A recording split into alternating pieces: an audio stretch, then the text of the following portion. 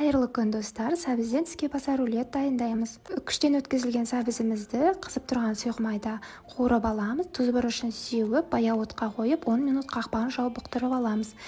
4 жұмыртқамыздың ақ уызы мен сары уызын бір-бірінен ажыратып, ақ уызына тұз сеуіп, көпіргенше миксерлейміз. Сәбізімізді суытып, 4 жұмыртқаның сары уызын қосып араластырамыз. Көпірген ақ уыздың бір бөлігін салып араластырып, қалған ақ уызын салып, бір келкі масса болғанша араластырамыз. Пергамент қағазы төселген табаға құйып, 180 градуста 15-20 минут пісіріп аламыз.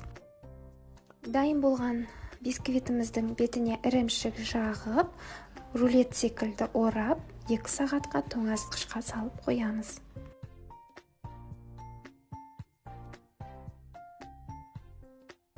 Мінекей біздің өте жұмсақ әрі дәмді тіске басар рулеттеріміз дайын.